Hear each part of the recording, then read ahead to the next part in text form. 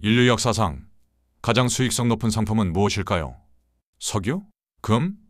아니면 최신 스마트폰? 정답은 우리의 눈에 보이지도 않고 손에 잡히지도 않는 그 무엇, 바로 부채입니다. 우리는 빚을 개인의 실패나 부담으로 여기도록 교육받았습니다. 하지만 만약 빚이 실패의 증거가 아니라 인류 역사상 가장 정교하게 설계된 금융상품이라면 어떨까요? 이것은 빚을 갚는 사람들의 이야기가 아닙니다. 빚을 만들고 포장하고 판매하여 막대한 부를 쌓아온 사람들의 이야기입니다. 어떻게 단순한 차용증이 전 세계 경제를 움직이는 엔진이자 가장 위험한 시한폭탄이 되었는가? 이것은 빚이라는 보이지 않는 상품이 어떻게 세상을 지배하게 되었는지에 대한 아무도 들려주지 않았던 자본주의의 가장 깊은 비밀에 대한 기록입니다. 빚의 기원은 인류의 문명만큼이나 오래되었습니다. 농부가 옆집에서 씨앗을 빌리고 가을에 수확한 곡식으로 갚는 것, 이것이 빚의 원형이었습니다. 이때의 빚은 개인 간의 신뢰와 약속에 기반한 순수한 관계였죠. 하지만 인류는 곧 이 단순한 약속에서 수익을 창출하는 마법을 발견합니다. 바로 이자입니다.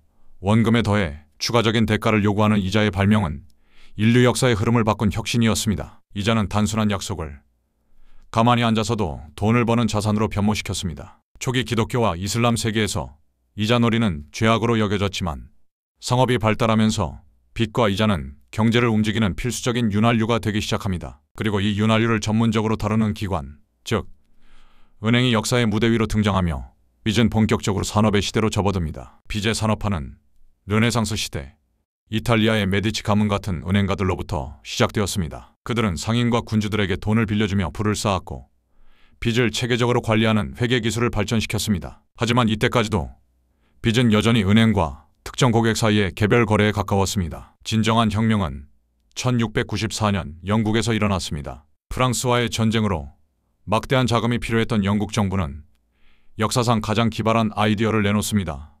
바로 국채의 발명입니다. 정부가 국민들에게 돈을 빌리는 대신 미래의 세금을 담보로 영원히 이자를 지급하는 채권을 발행한 것입니다. 이것은 인류 역사상 최초로 국가의 신용 자체가 상품이 된 순간이었습니다. 이제 빚은 더 이상 개인 간의 약속이 아닌 누구나 사고 팔 수 있는 표준화된 증권이 되었습니다. 사람들은 국가에 대한 채권을 주식처럼 거래했고 영국 정부는 이 시스템을 통해 인류 역사상 가장 거대한 제국을 건설할 자금을 마련할 수 있었습니다. 빚은 이제 국가의 운명을 좌우하는 가장 강력한 도구가 되었습니다. 국가의 전유물이었던 빚이 평범한 사람들의 삶에 파고들기 시작한 것은 20세기 미국에서였습니다. 포드 자동차가 할부라는 개념을 도입했고 뒤이어 다이너스 클럽이 최초의 신용카드를 만들었습니다. 이것은 소비의 패러다임을 바꾼 2차 혁명이었습니다. 더 이상 사람들은 돈을 모아서 물건을 살 필요가 없었습니다. 미래의 소득을 담보로, 즉 빚을 내어 현재의 욕망을 충족시킬 수 있게 된 것입니다. 이로써 인류는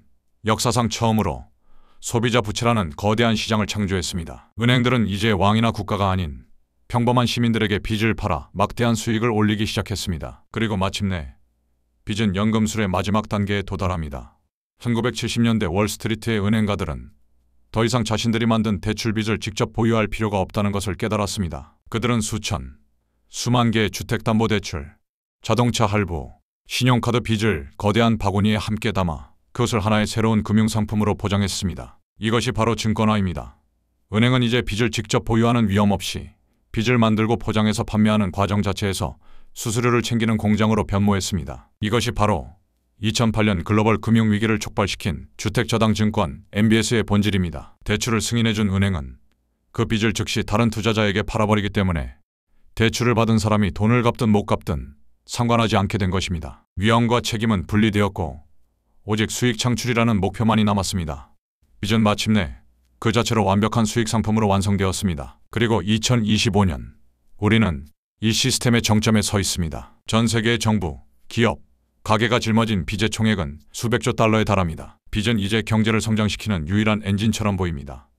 경기가 나빠지면 중앙은행은 금리를 내려 더 많은 빚을 내도록 유도하고 이 빚이 소비와 투자를 일으켜 경제를 떠받칩니다. 우리는 빚 없이는 단 하루도 작동할 수 없는 부채 중독 사회에 살고 있습니다. 이 시스템은 금융산업에 천문학적인 수익을 안겨주었지만 동시에 작은 충격에도 전체 시스템이 무너질 수 있는 거대한 위험을 내포하고 있습니다. 부채가 역사상 가장 수익성 있는 상품이 된 과정은 우리에게 3가지 명백한 교훈을 줍니다. 첫째, 빚은 약속에서 상품으로 진화했습니다. 단순한 신뢰관계였던 빚은 이자와 증권화라는 혁신을 통해 의도적으로 가장 정교한 금융상품으로 변모했습니다. 둘째, 위험에 불리는 책임의 증발을 낳았습니다. 빚을 만든 사람과 그 위험을 최종적으로 책임지는 사람이 달라지면서 금융 시스템의 도덕적 해이는 극에 달했습니다. 셋째, 현대 경제는 부채에 중독되었습니다.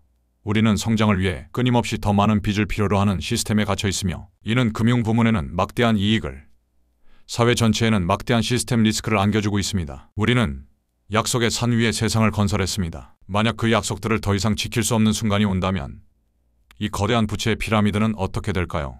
이 부채의 굴레에서 벗어날 방법은 있는 것일까요? 아니면 거대한 붕괴는 피할 수 없는 운명일까요? 우리의 삶을 지배하는 이 거대한 금융 시스템의 본질을 이해하는데 동참하고 싶으시다면 저희 채널을 구독하고 더 깊이 있는 탐구를 함께 해주십시오.